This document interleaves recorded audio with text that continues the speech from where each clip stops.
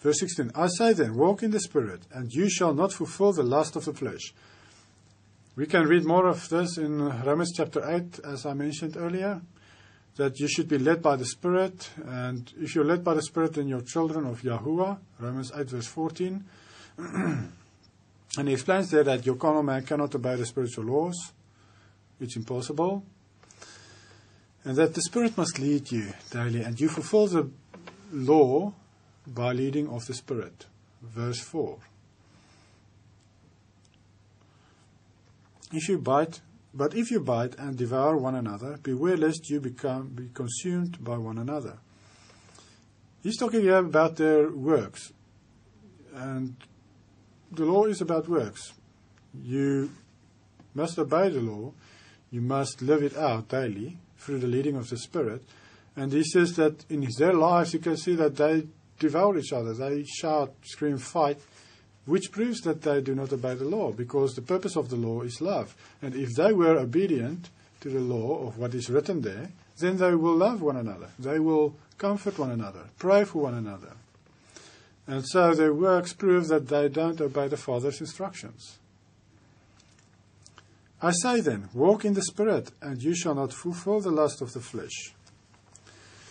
For the flesh lusts against the Spirit, and the Spirit against the flesh, and these are contrary to one another, so that you do not do the things that you wish. You see there that the flesh is against the Spirit, your carnal man. And that's why you need to choose daily which one is going to lead you. Both cannot lead you. One of them must lead you. And your daily choices determine where you spend eternity. So you have to make the right choices. That's what it means to take up your cross, to take up your stake, and follow in Yahushua's footsteps. It means you crucify, you impale your flesh, your carnal man, daily. And you kill your flesh daily. And you listen to the Spirit rather than the flesh.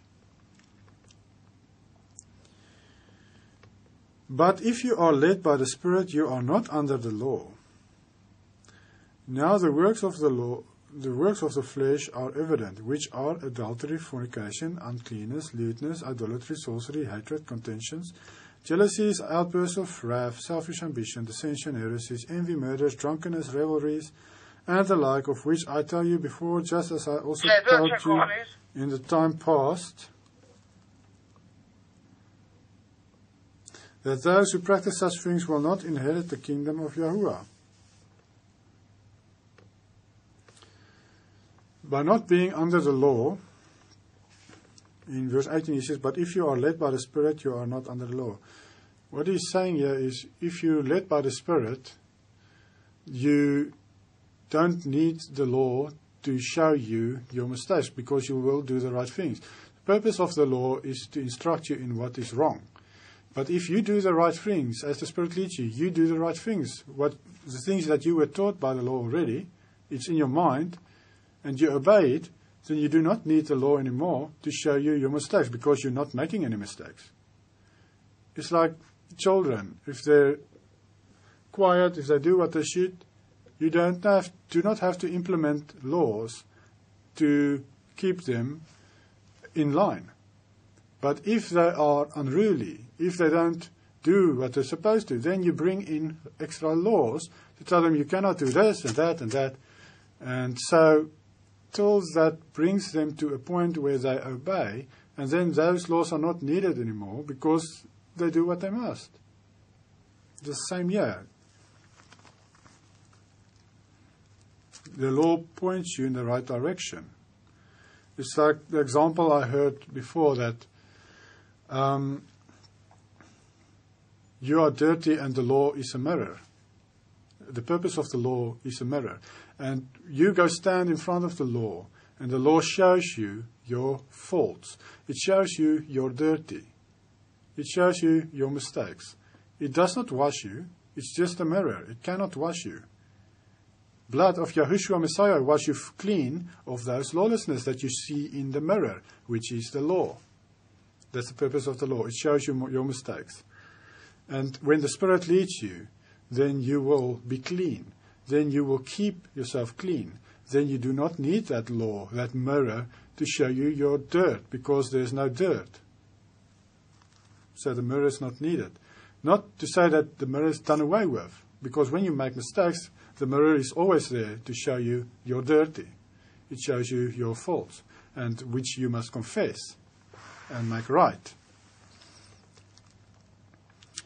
And then from verse 19 to 21, he explains stuff which the law shows.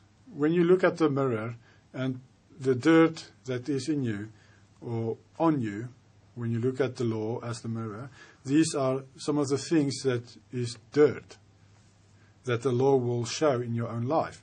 He mentions from verse 19, adultery, fornication, uncleanness, lewdness, idolatry, sorcery. These are all the dirty things in your life that you need to be cleansed of, that you need to wash away through the blood of Yahushua Messiah.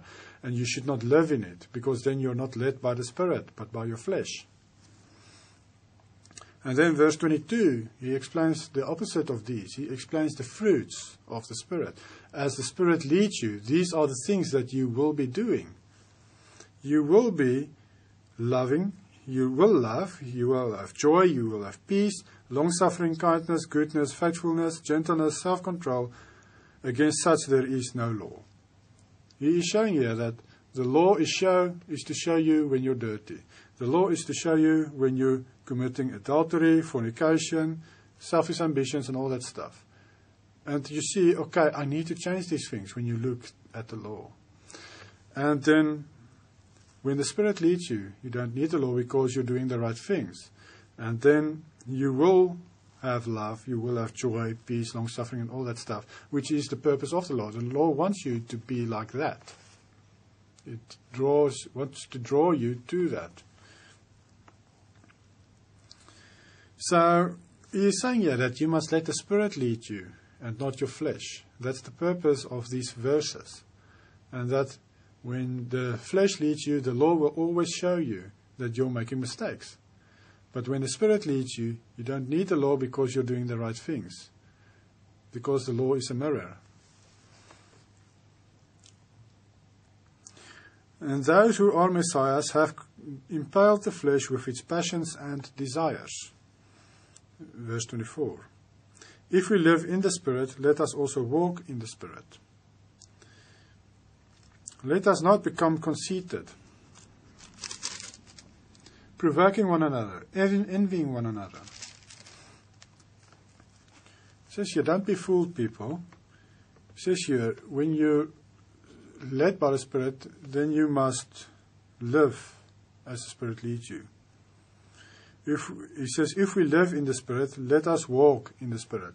Our works, daily works, will prove if we have the law in our hearts or not. And we must love people around us, be joyous, and all these other fruits of the Spirit. That will prove that the Spirit is in you. And the set-apart Spirit is helping you to obey the commandments. You see, the Spirit does not do away with the law. The Spirit helps you obey the law. It's the ability we receive to obey the law. We still need to go read the law to understand what we must do. Like we read in Acts chapter 15, where the disciples tells Paul and everyone that when they go out to these Gentiles, tell them these certain things that they should leave immediately. And then they say, because they have Moses being preached in the synagogues on the Sabbath, which they can go listen to. So they're saying there that these Gentiles, these 4 or 5 things, they need to change immediately. Well, eating blood, fornication, and those things.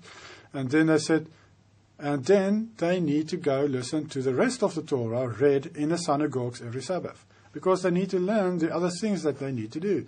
And as they learn them, the Spirit makes it part of their lives, part of their characters, and they do it automatically. It becomes like engraved in their hearts, part of their lives. And it's things that they want to do. And not anymore things that they need to do, but what they want to do.